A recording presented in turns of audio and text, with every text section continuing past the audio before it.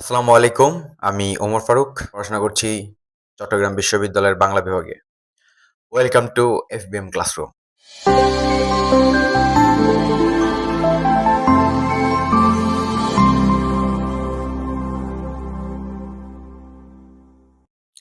তোমাদের আজকে যেটা পড়াবো সেটা হলো বাংলা প্রথম পত্র।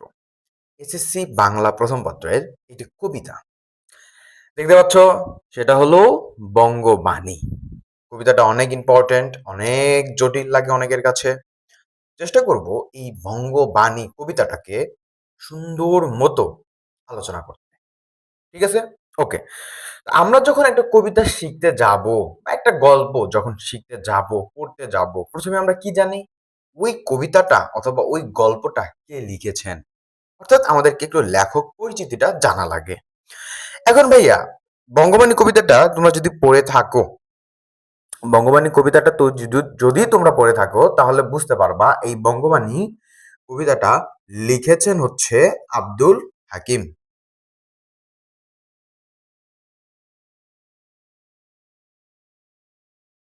ওকে। এখন আব্দুল হাকিম সম্পর্কে আমি কতটুকু জানলে পরীক্ষায় কমন পাবো? আমি বলবো আব্দুল হাকিম, আমি একটু মুখে বলে দেই, সেটা হলো আব্দুল হাকিম ১৬২০ সালের দিকে। আনুমানিক ১৬২০ সাল অর্থাৎ মধ্যযুগের যে কবিটা, মধ্যযুগ কত সময়? মধ্যযুগ কত সময়? মধ্যযুগ।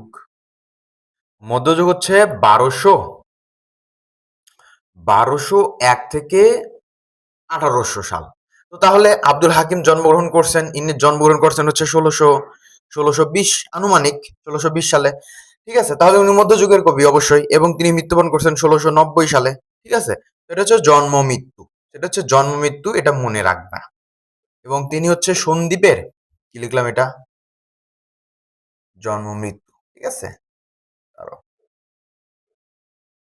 জন্ম মৃত্যু, এবং তিনি সন্দ্বীপের সুধারামপুর গ্রামে জন্মগ্রহণ করেন। এই লেখক পরিচিতি থেকে বা কবি পরিচিতি থেকে সব থেকে ইম্পর্টেন্ট টপিক হচ্ছে হলো তার সাহিত্যকর্ম। তিনি কি কি লিখেছেন এটা ইম্পর্টেন্ট। এখন বঙ্গবাণী কবিতাটা কোন কাব্যগ্রন্থতে সংকলিত হয়েছে বলতো? বঙ্গবাণী কবিতাটা কোন কাব্যগ্রন্থ সংকলিত হয়েছে? বঙ্গবাণী কবিতাটা হচ্ছে নূরনামা, অর্থাৎ বঙ্গবাণী কবিতাটা নূরনামা এই কাব্যগ্রন্থে সংকলিত হয়েছে। এছাড়াও তার আরো অনেক সাহিত্যকর্ম আছে। তোমাদের যদি এমসিকিউ এ কোশ্চেন আসে, তাহলে ২ টা জায়গা থেকে এমসিকিউ আসবে। আমি তোমাদেরকে বলে দিচ্ছি। সেটা হচ্ছে উল্লেখযোগ্য যে কাব্যগ্রন্থগুলো দেখতেছো। কি, কি? ইউসুফ জলেখা, লালমতি, সয়ফুল মুলক, কারবালা, এবং এছাড়াও নূরনামা কাব্যগ্রন্থটা আছে, সেটা বঙ্গবাণী। এই নূরনামা কাব্যগ্রন্থ থেকে কিন্তু বঙ্গবাণী কবিতাটা নেওয়া হইছে। তোমাদের এমসিকিউ যদি আসে তাহলে এই নূরনামাটা থেকে আসবে, অথবা এই উল্লেখযোগ্য কাব্যগ্রন্থ থেকে একটা এমসিকিউ থাকবে, লিখে নাও। কথা ক্লিয়ার? ওকে। লেখক পরিচিতি সম্পর্কে এর বেশি আমাদেরকে আর জানার দরকার নাই। অন্তত আব্দুল হাকিম, এটা তো রবীন্দ্রনাথ বা কাজী নজরুল ইসলাম নয়। ওকে। আমরা এখন কি করব? এই কবিতাটা পুঙ্খানুপুঙ্খভাবে ব্যাখ্যা করব। তার আগে এই বঙ্গবাণী যে এটা কবিতা, এই কবিতাটা আসলে মেসেজটা কি? বা এটা কি নিয়ে লেখা হয়েছে? সেটা সম্পর্কে আমরা একটু জেনে নেব। তো ভাইয়া বঙ্গবাণী এই কাব্যগ্রন্থটা তুমি কখন লেখা হয়েছে?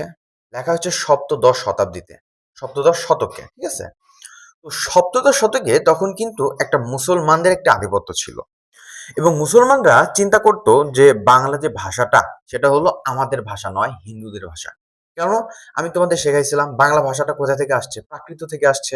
প্রাকৃত, মাগধী প্রাকৃত, অপভ্রংশ, দেন আস্তে আস্তে বাংলা ভাষাটা চলে আসছে। ঠিক আছে? তার মানে সংস্কৃত, এবং সংস্কৃত ভাষাটাকে ধরা হয় হিন্দুদের ভাষা, বা কারণ হিন্দুরা বেশি এটা চর্চা করত। তো এটা মুসলমানদের একটা টেন্ডেন্সি ছিল যে বাংলার প্রতি অবজ্ঞা, তারা একটু বেশি প্রায়োরিটি দিত আরবিকে বা ফার্সিতে। কারণ আরবি ফার্সিতে তোমাদের হচ্ছে মুসলিমদের বলো, অন্যান্য বিখ্যাত ধর্মগ্রন্থ, অন্যান্য জীবনী, এগুলো বেশি লেখা হয়েছে সাহিত্যকর্মগুলো। তো তারা, বাঙালিরা, তারা একটু ওই আরবি ফার্সিদেরকে একটু উপরে রাখতো বাংলা ভাষার থেকে। তখন আসলে আব্দুল হাকিমকে এটাকে খুব, এটার দ্বারা খুব আঘাতপ্রাপ্ত হয়, খুব ক্ষুব্ধ হয় এবং রাগান্বিত হয়। তো তিনি সেটা প্রকাশ করে সাহিত্যের মধ্য দিয়ে। তো তিনি এখানে বিভিন্নভাবে বিভিন্ন আঙ্গিকে বোঝানোর চেষ্টা করেছেন বাংলা ভাষার মাহাত্ম্যটা এবং আরবি ফার্সিকে তিনি ছোট করেননি, কিন্তু বাংলা ভাষাতেই তিনি সবথেকে সহজে আন্ডারস্ট্যান্ডিং অর্থাৎ বুঝতে পারে এবং বাংলা ভাষাটা যারা বাংলা ভাষাটাকে ভালোবাসতে পারে না তাদেরকে দেশ ত্যাগ করে চলে যাওয়ার কথাও বলেছেন। অর্থাৎ আমরা যখন কবিতাটা পড়বো আমরা বুঝতে পারবো এখানে বাংলা ভাষাটার স্তুতি গাওয়া হয়েছে। বাংলা ভাষাটাকে কিভাবে উপরে রাখা যায় সেদিকে আলোকপাত করা হয়েছে। তো আমরা কবিতাটা লাইন বাই লাইন একটু ব্যাখ্যা করে পড়বো। তোমরা মনোযোগ দিয়ে ক্লাসটা করো। ঠিক আছে? ওকে। তো ভাইয়া দেখো আমি কবিতাটা লিখে ফেলছি। কয়েকটা চরণ। এখন আমরা চেষ্টা করবো এটা একটু বিশ্লেষণ করার, ব্যাখ্যা করার। ওকে। একটু খেয়াল করো। মনোযোগ দিয়ে সবাই একটু খেয়াল করো। ওকে। কিতাব পড়িতে যার নাহিক অভ্যাস সেসবে কহিল মতে মনে হাবিলাস তে কাজে নিবেদি বাংলা করিয়া রচন নিজ পরিশ্রম তোষী আমি সর্বজন। আচ্ছা একটু খেয়াল করো। কিতাব পড়িতে, কিতাব মানে কি? কিতাব মানে কি? কিতাব মানে হচ্ছে বই। তো বই পড়তে যার নাহিক অভ্যাস অর্থাৎ যার অভ্যাস নেই, বই পড়তে যার অভ্যাস নেই অর্থাৎ যে বই পড়তে অভ্যস্ত নয়, সে সবে কহিল অর্থাৎ তারা, সে মানে কি এখানে বোঝাচ্ছে তারা সবাই, তারা সবাই বলল কি মতে মনে হাবিলাস, সে আমাকে বলল, মতে মানে কি আমাকে, অর্থাৎ তারা আমাকে বলল তাদের মনে একটা ইচ্ছা আছে, অভিলাষ আছে। হাবিলাস মানে একটু লিখে নাও সবাই, সেটা হচ্ছে অভিলাষ, অভিলাষ বা প্রবল ইচ্ছা, প্রবল ইচ্ছা, অভিলাষ বা আমি একটু বানানটা দেখি, অভিলাষ বানানটা একটু দেখি। আচ্ছা, অভিলাষ, অভিলাষ বা প্রবল ইচ্ছা। হাবিলাস মানে কি অভিলাষ বা প্রবল ইচ্ছা, এটা আসতে পারে। তো তুমি এখানে কি বুঝলা দুটা চরণ দ্বারা? কিতাব পড়তে যার মানে যে অভ্যস্ত নয় তার মনেও একটা প্রবল ইচ্ছা আছে, বই পড়ার প্রবল ইচ্ছা আছে। আচ্ছা একটু চিন্তা করো ভাইয়া, এই চরণ দুটি কেন বলা হলো এবং প্রথমেই কেন বলা হলো কিতাব পড়িতে যার নাহিক অভ্যাস? অর্থাৎ এখান দ্বারা বোঝানো হয়েছে, তুমি যদি একটু গভীরভাবে বিশ্লেষণ করো, এখানে মূলত বোঝানো হয়েছে যে আসলে সেই সময়ে বাংলা ভাষায় সাহিত্য রচনাগুলো করা হতো না, ভালো ভালো লেখাগুলো রচনা করা হতো আরবিতে, ফার্সিতে। বুঝতে পারছো? তো তারা তো যারা সাধারণ মানুষ তারা তো আর এটা বুঝবে না। তার তার এটা অর্থাৎ অভ্যাস নাই, বাট তার মধ্যে একটা প্রবল ইচ্ছা আছে। এই ইচ্ছাটা আছে। এখন এটা রাইটার আব্দুল হাকিম অ্যাড্রেস করছেন। তো দেখো কি বলছে, তে কাজে নিবেদি বাংলা করিয়া রচন নিজ পরিশ্রম তোষী আমি সর্বজন। অর্থাৎ তিনি যখন এটা খেয়াল করলেন যে আসলে মানুষরা সাহিত্য চর্চা করতে চাচ্ছে, তাদের মধ্যে একটা ইচ্ছা কাজ করছে, কিন্তু তারা পারছে না। কেন পারতেছে না? এই বিভিন্ন কারণে তারা পারতেছে না। তো তার মধ্যে প্রধান কারণটা হচ্ছে হলো বাংলা সাহিত্যগুলোকে বাংলা ভাষায় লেখা নাই, সাহিত্যগুলো লেখা ফার্সি ভাষায়, আরবি ভাষায়, অন্যান্য ভাষায় বা হিন্দি ভাষায়। তো তখন কি করলো তে কাজে নিবেদি, তখন সে এই বাংলা কাজে সাহিত্য রচনা করার দায়িত্বটা নিল বা বাংলা ভাষায়, বাংলা ভাষায় সাহিত্য রচনা করার কি শুরু করলো। যখন সে এই বিষয়টা সে বুঝতে পারলো যে আসলে মানুষরা, আমি বাঙালিরা আসলে সাহিত্য চর্চা করতে চাচ্ছে, ওকে, তখন কি বললো নিজ পরিশ্রম ত্রসী আমি সর্বজন, অর্থাৎ নিজ পরিশ্রমে সে কি করলো এই কাজটা শুরু করলো। আরবি ফার্সি শাস্ত্রে নাই কোনো রাগ, দেখো আরবি ফার্সি শাস্ত্রে নাই কোনো রাগ দেশি ভাষে বুঝিতে ললাটে পুরো ভাগ। দেখো আরবি ফার্সি, আরবি একটা ভাষা, ফার্সি অর্থাৎ এখানে তিনি রাগ প্রয়োগ করেন নাই, কারণ আরবি ভাষাটাকে তিনি ভালোবাসেন। কেন ভালোবাসেন? কারণ এখানে আল্লাহ নবীর সিফত করা হয়েছে, সৃষ্টিকর্তা সম্পর্কে ভালো ভালো কথা বলা হয়েছে, মেসেঞ্জার সম্পর্কে ভালো ভালো কথা বলা হয়েছে আরবি ভাষায়, ফার্সি ভাষাতেও সেম, এবং এই ভাষাগুলোতে ভালো ভালো সাহিত্য চর্চা করা হয়েছে। তো সে কারণে বলছে আরবি ফার্সি শাস্ত্রে আমার কোনো ধরনের ক্ষোভ রাগ অভিমান নেই, কিন্তু দেশি ভাষে বুঝিতে ললাটে পুরে ভাগ। অর্থাৎ আমাদের আসলে কপালে বাংলা, আমরা যারা বাঙালি, আমাদের কপালে হচ্ছে বাংলা ভাষাটা বুঝতে আমাদের সুবিধা হয়। কেন এটা কথা বললো? কারণ সাধারণ মানুষরা তো আরবি ফার্সি বোঝে না। এই যে প্রথম ২ টা লাইন দেখো। সাধারণ মানুষরা তো আরবি ফার্সি বোঝে না। তাদের কি করতে হয়? বাংলা ভাষায় সাহিত্য শিখতে হয়, চর্চা করতে হয়। তো সে কারণেই তিনি বলছেন যে, "দেশি ভাষা বুঝিতে ললাটে পড়ে থাক।" অর্থাৎ আমাদেরকে একমাত্র অবলম্বন ছিল বাংলা ভাষা। সে কারণেই তিনি বলছেন যে, "দেশি ভাষা বুঝিতে ললাটে পড়ে থাক।" ওকে। আরবি, ফার্সি, হিন্দে নাই ২ মত। ৩ টা ভাষার কথা এখানে বলা হচ্ছে। আরবি ভাষা, ফার্সি ভাষা, হিন মানে হিন্দে বলতে এখানে হিন্দি ভাষাটাকে বোঝানো হয়েছে। ঠিক আছে? তো আরবি, ফার্সি, হিন্দে নাই ২ মত।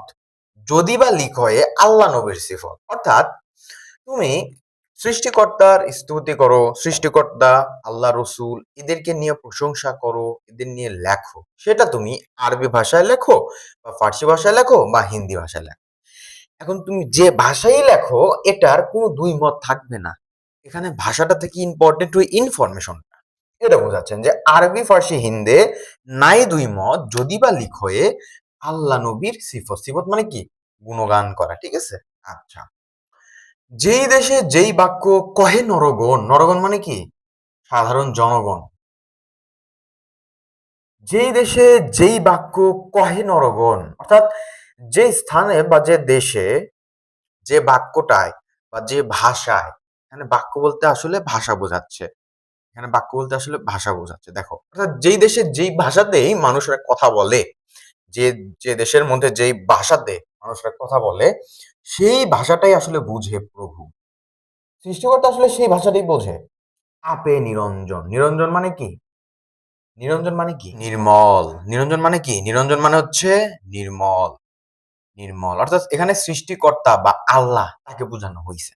তো কি বলল? যেই দেশে যেই বাক্য কহে নরগণ, অর্থাৎ যে দেশের মধ্যে আসলে যে ভাষাতেই মানুষরা কথা বলে, সেই ভাষাটাই আসলে প্রভু বোঝে।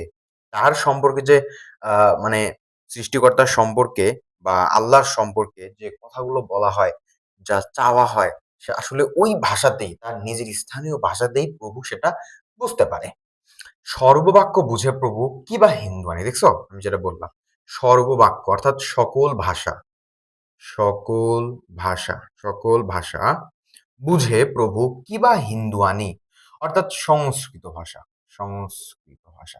এখানে সংস্কৃত ভাষাকে ইঙ্গিত করা হয়েছে কেন? ওই যে তখন একটা ধারণা ছিল যে সংস্কৃত ভাষাটা হচ্ছে হিন্দুদের ভাষা। তো সে কারণে এভাবে বোঝানো হয়েছে যে তুমি যদি সংস্কৃত ভাষা বা হিন্দুদের ভাষাতেও সৃষ্টিকর্তার কে তুমি স্তুতি করো, সৃষ্টিকর্তাকে তুমি নিরঞ্জন করো, তাহলেও সে বুঝতে পারবে। কারণ সে সর্ববাক্য বুঝে। বুঝতে পারছো?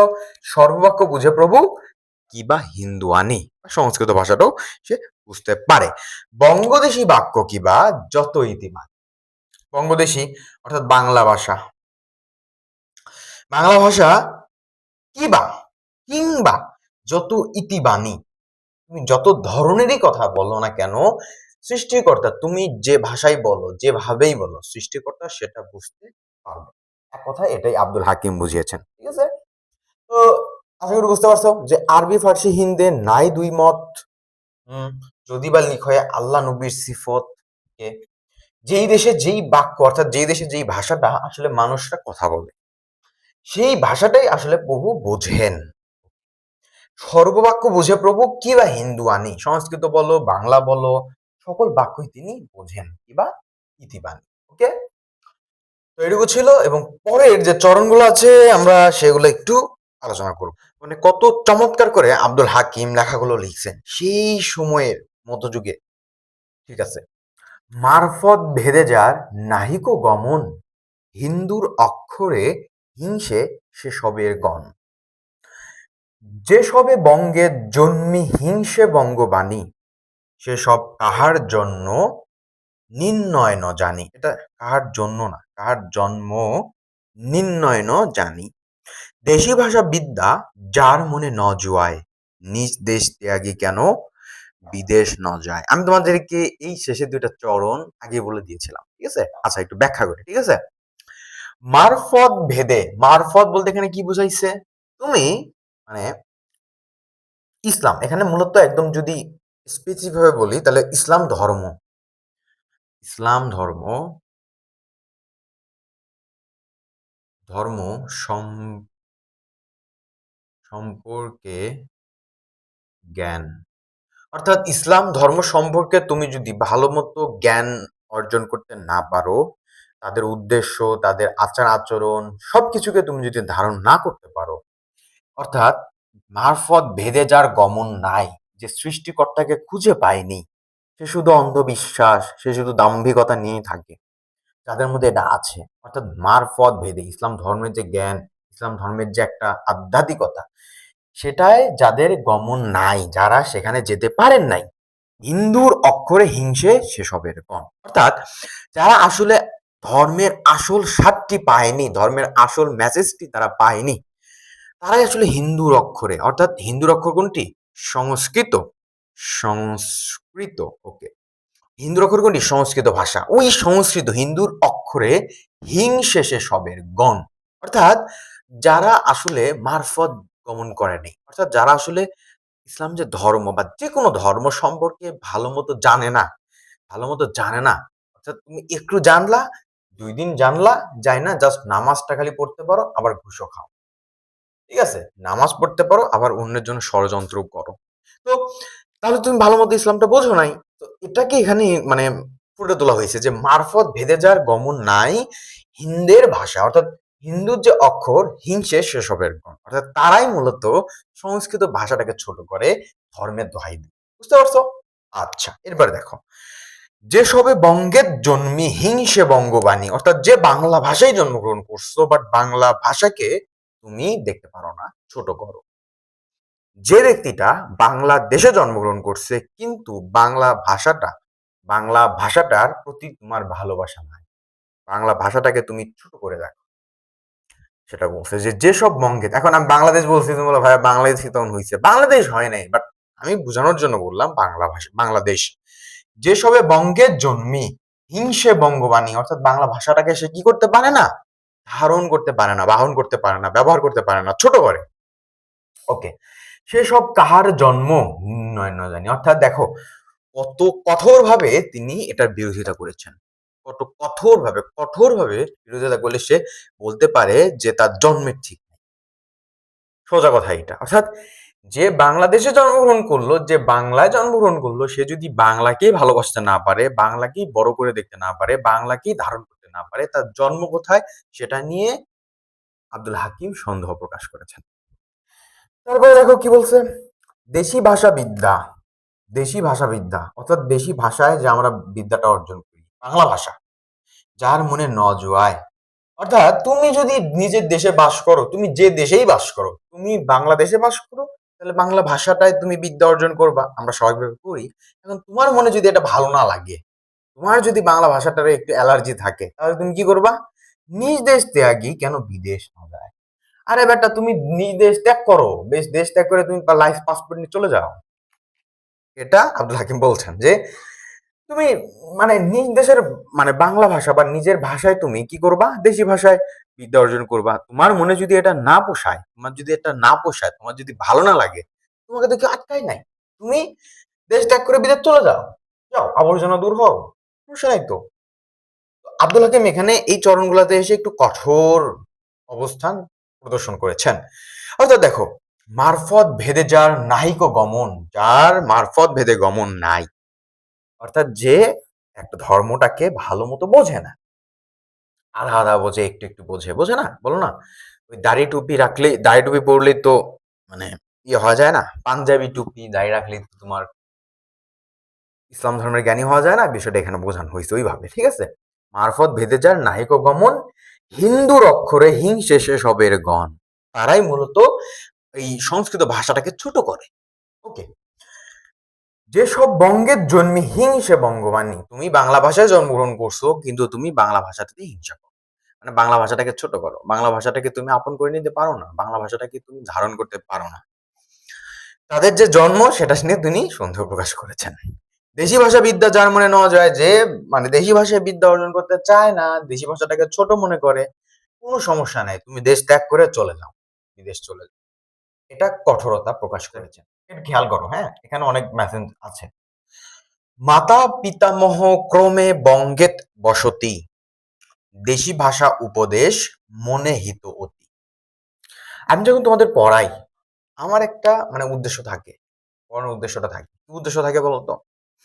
আমার মূল উদ্দেশ্য থাকে হচ্ছে ২ টা।